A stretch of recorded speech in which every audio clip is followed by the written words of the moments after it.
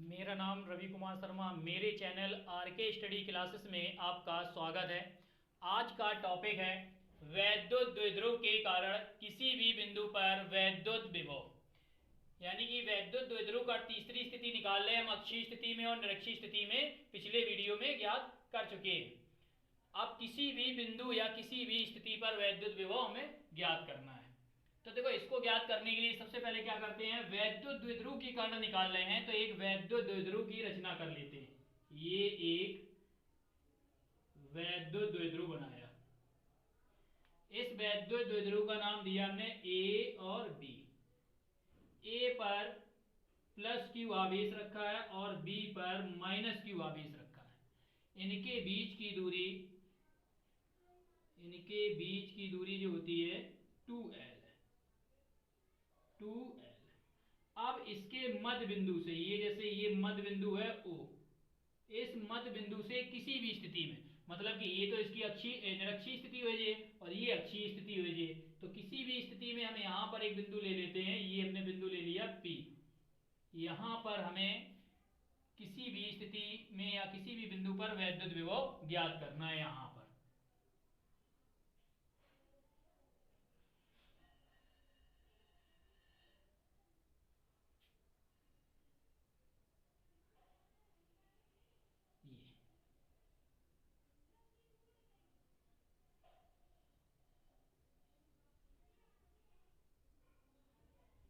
ये बिंदु पर, ये मान लेते हैं ये दूरी है R। ये R दूरी पर ये बिंदु है। अब ये कितनी दूरी हो जाएगी, ये आधी हो जाएगी, ये L हो जाएगी और ये भी L हो जाएगी। हम इसको क्या करते हैं, यहां से मिला देते हैं इस बिंदु से ये, और इससे इसको मिलाते हैं, ये मिलाते हैं। अब ये AP और BP, इसकी दूरियां हमें पता होनी चाहिए, क्योंकि जब माइनस क्यू आवेश के कारण बिंदु P पे निकालेंगे वैद्युत विभव, तो और ये प्लस क्यू आवेश के कारण बिंदु P पर वैद्युत विभव निकालेंगे, तो इसलिए हमें क्या, इनकी ये दूरियां पता होनी चाहिए। इनको कैसे निकालते हैं, इनको निकालने के लिए क्या करते हैं, बिंदु A से हम इस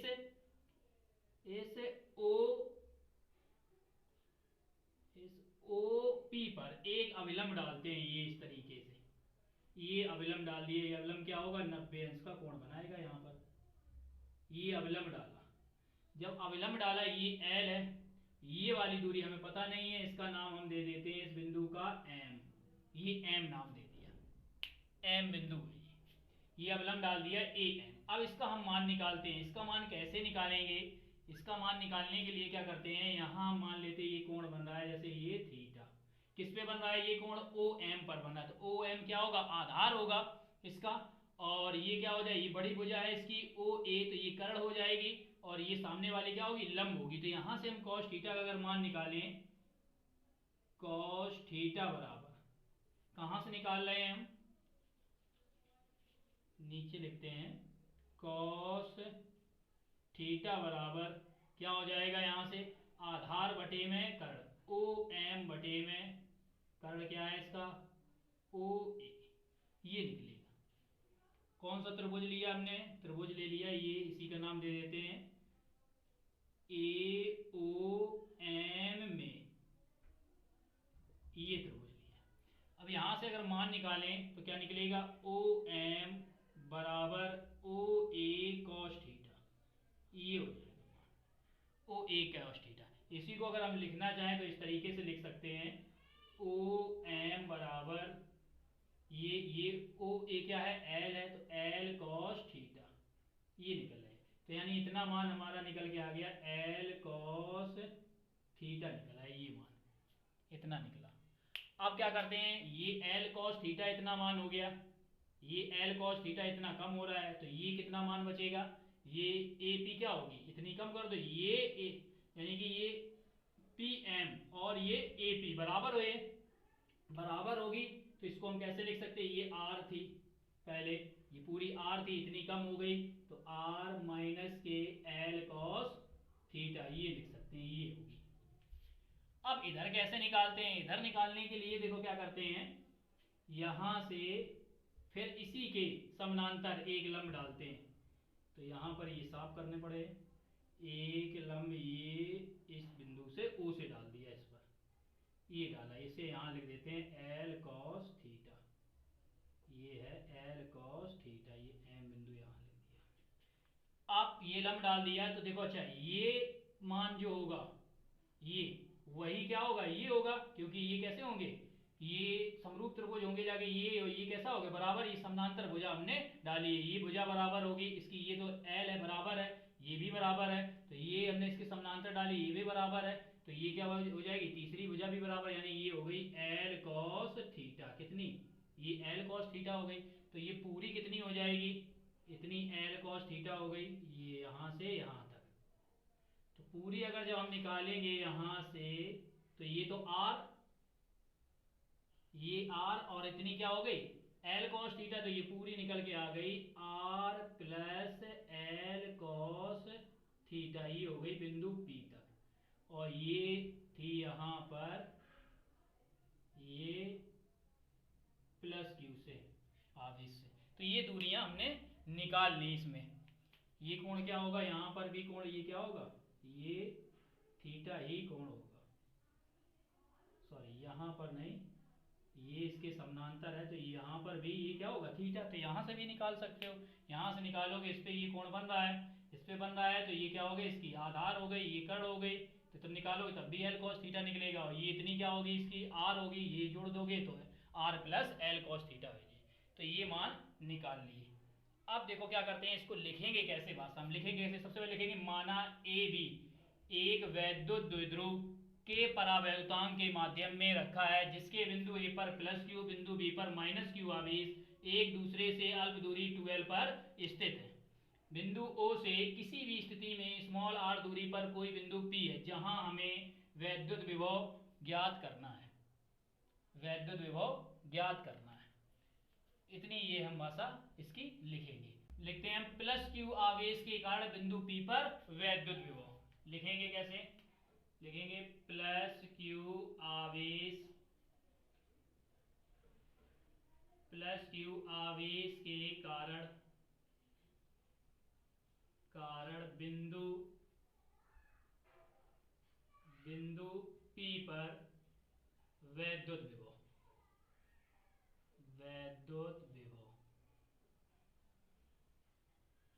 देखो क्या हो जाएगा, वैद्युत विभव हम किसके कारण, प्लस क्यू आवेश के कारण यहां निकाल लें, तो वैद्युत विभव किसके कारण, प्लस क्यू कहाँ रखा है, बिंदु ए पर, तो हम लिखेंगे वी ए बराबर, क्या सूत्र होता है, 1/4 पाई एप्सिलॉन नॉट, किस माध्यम में रखा है, के परावैद्युतांक के माध्यम में रखा है, ठीक, इनटू में आवेश क्या है, क्यू है धनात्मक, बटे में बीच की दूरी इसकी क्या हो गई, आर माइनस के एल कॉस थीटा, तो हम लिख लेते हैं आर माइनस के एल कॉस थीटा, ये निकला, मात्रा क्या होगा वोल्ट, ये लिख लिया।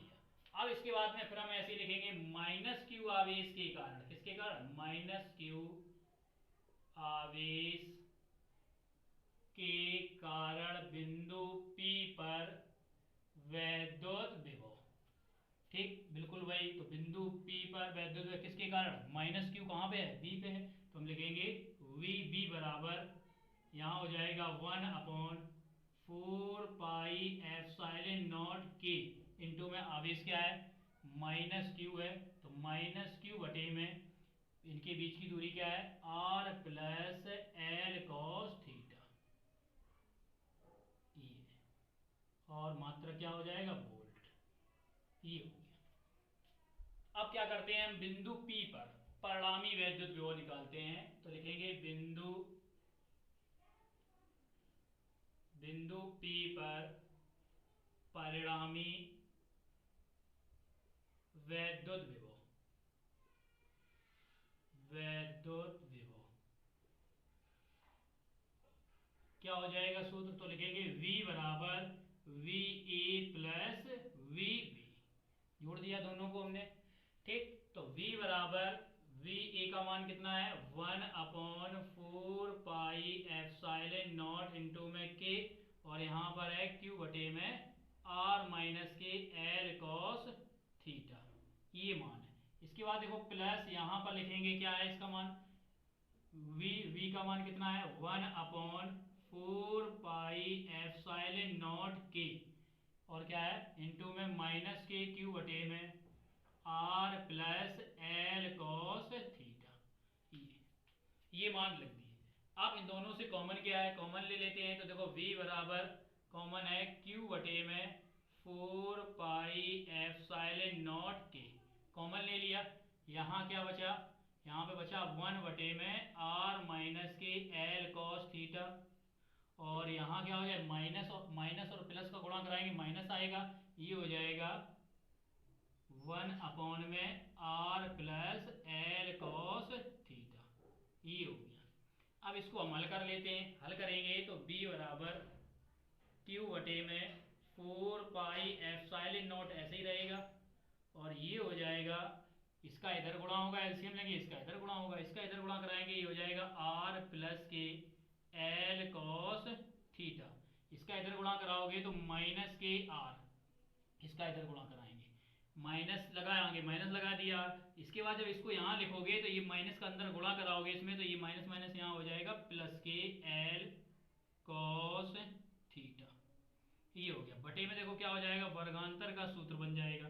कैसे, ये a और ये b है, यहाँ पर a और b केवल चिन्ह अलग हैं, तो a प्लस बी एक कोष्टक में होता है, एक में a माइनस बी। तो हम वर्गांतर का सूत्र क्या लिखते हैं, a स्क्वायर माइनस के b स्क्वायर। तो यहाँ हो जाएगा L square cos square theta.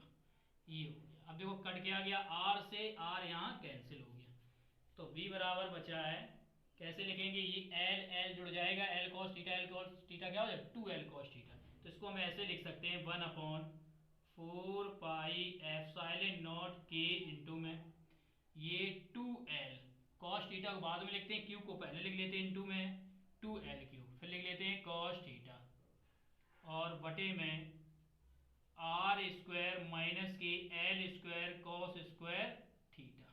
ये लिख लिया। अब देखो क्या होता है, P बराबर पड़ा है, P बराबर होता है 2l Q, we know that, मतलब हम जानते हैं क्या होता है P बराबर 2l क्यू। और ये भी जानते हैं R की तुलना में, अगर यहाँ देखा जाए इस R की तुलना में ये L के मान क्या है, बहुत कम है।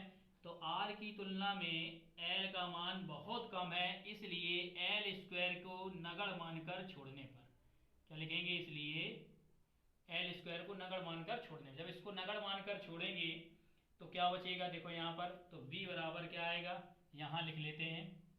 तो v बराबर ये हो जाएगा 1 अपॉन 4 पाई एप्सिलॉन नॉट के इंटू में 2l की जगह क्या लिखेंगे, p लिखेंगे, और कॉस थीटा ऐसे ही रहेगा, और बटे में क्या हो जाएगा, ये जीरो यहाँ रखेंगे, एल स्क्वायर की जगह जीरो हो जाएगा, बचेगा केवल आर स्क्वायर। ये देखो आप देखो निर्वात अथवा वायु के लिए क्या होता है, निर्वात अथवा वायु के लिए ये पढ़ चुके हैं पहले, निर्वात अथवा वायु के लिए माध्यम का परावर्तनांक क्या होता है, एक रखेंगे तो v बराबर मिलेगा 1 upon 4 pi epsilon not into में p cos थीटा बटे में r स्क्वायर, मात्रक होगा वोल्ट।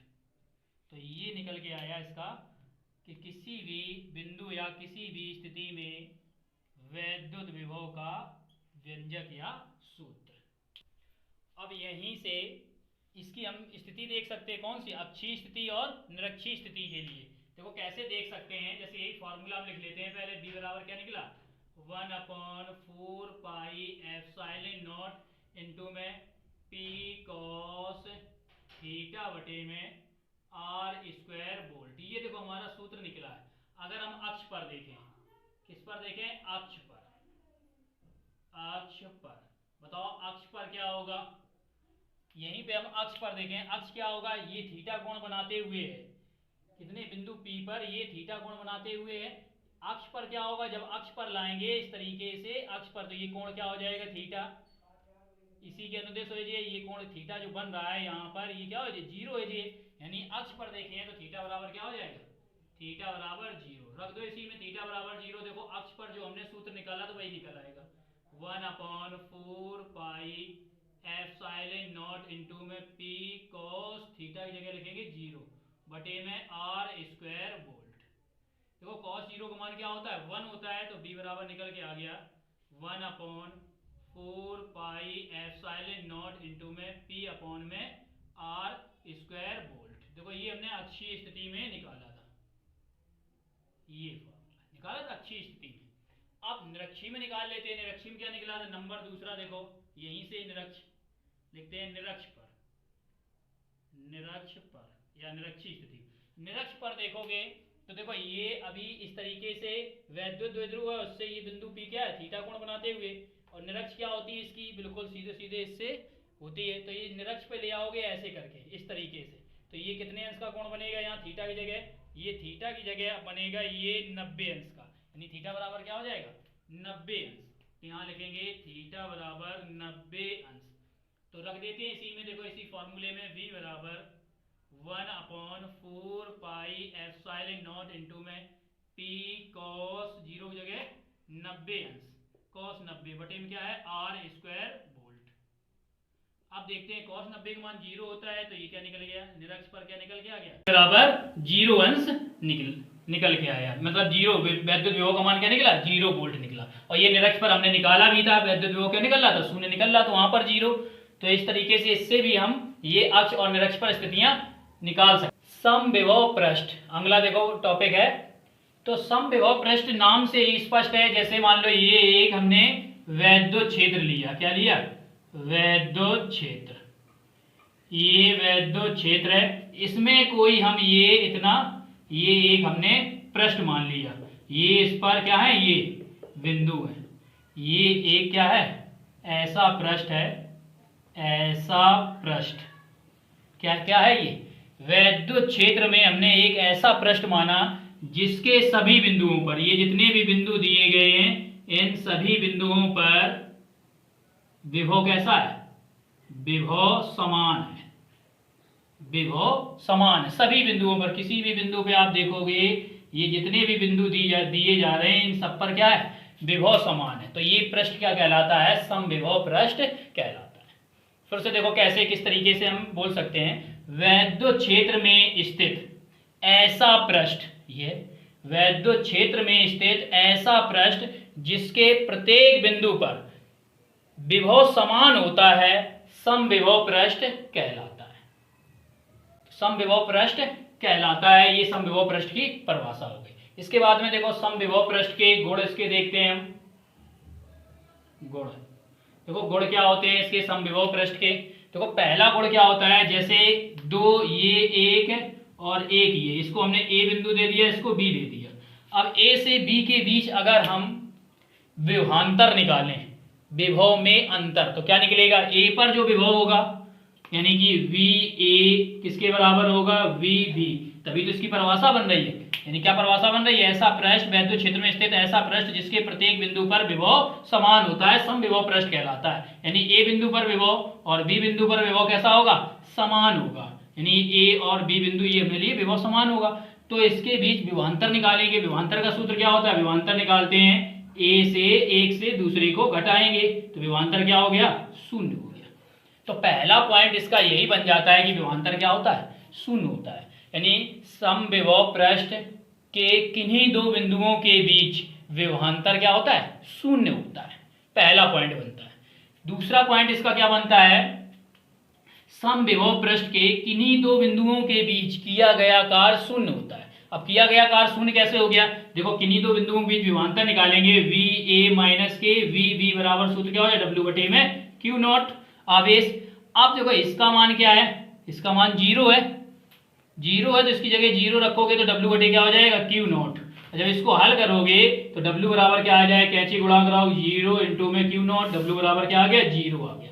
यानी दूसरा पॉइंट क्या बन गया, समविभव पृष्ठ के किन्हीं दो बिंदुओं के बीच किया गया कार्य शून्य होता है। दूसरा पॉइंट ये होता है। अब तीसरा पॉइंट देखो क्या बनता है, जैसे कि ये एक समविभव पृष्ठ है। अब समविभव पृष्ठ, इस पर एक हमने बिंदु मान लिया है, ये एक बिंदु है। अगर इस बिंदु पर हम कोई अभिलंबवत रेखा खींचें, ये एक अभिलंबवत रेखा खींची है, तो ये क्या होती है, विद्युत क्षेत्र की दिशा को प्रदर्शित करती है। किसी समविभव पृष्ठ के किसी बिंदु से यदि हम कोई अभिलंबवत रेखा खींचें तो वो विद्युत क्षेत्र की दिशा को प्रदर्शित करती है। या दूसरे शब्दों में ऐसे कह सकते हैं कि समविभव पृष्ठ के किसी बिंदु पर डाला गया अविलंब सदैव विद्युत क्षेत्र की दिशा को प्रदर्शित करता है। इस तरीके से भी लिख सकते हैं। ये तीसरा पॉइंट हो गया इसका। अब चौथा पॉइंट क्या बन जाता है, यहीं से चौथा पॉइंट बनता है दो समविभव पृष्ठ रेखाएं, जैसे ये ए है और ये बी है, दो समविभव पृष्ठ रेखाएं एक दूसरे को नहीं काटती।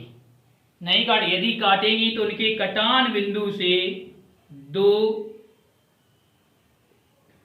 दो वैद्युत क्षेत्र रेखाएं, दो अविलंबवत रेखाएं खींची जाएंगी जो दो वैद्युत क्षेत्र की दिशाओं को प्रदर्शित करेंगी, जो कि संभव नहीं है। तो ये बन जाता है इसका चौथा पॉइंट। क्या बनता है, दो समविभव पृष्ठ रेखाएं कभी भी एक दूसरे को नहीं काटती। यदि काटेंगी तो उनके कटान बिंदु पर दो अविलंबवत रेखाएं खींची जाएंगी जो दो विद्युत क्षेत्र रेखाओं को प्रदर्शित करेंगी, जो कि संभव नहीं है। तो देख रहे हो यहाँ पर ए और बी, दो ये समविभव पृष्ठ रेखाएं एक दूसरे को काट रही हैं। यहाँ पर किस जगह काट रही है, यहाँ काट रही है। तो ये देखो पहले वाली ए है, इसके अविलंबवत हमने खींची, ये विद्युत क्षेत्र की दिशा को प्रदर्शित कर रही है, कौन से, ई ए। और दूसरी ये बी है जो काट रही है इसको इसी बिंदु पे, इसके अविलंबवत खींचेंगे ये 90 अंश का कोण बनाते हुए, तो ये ई बी। अब दो इसकी विद्युत क्षेत्र रेखाएं हो गई इस बिंदु पर, जो कि संभव नहीं है। ये था चौथा पॉइंट समविभव पृष्ठ का। अब पांचवा पॉइंट क्या बनता है, प्रबल वैद्युत क्षेत्र में जिस जगह पे प्रबल वैद्युत क्षेत्र होगा वहां समविभव पृष्ठ क्या होगा, पास पास, और जहां पर दुर्बल वैद्युत क्षेत्र होगा वहां समविभव पृष्ठ क्या होंगे, दूर दूर होते हैं। तो ये थे 5 पॉइंट इनके।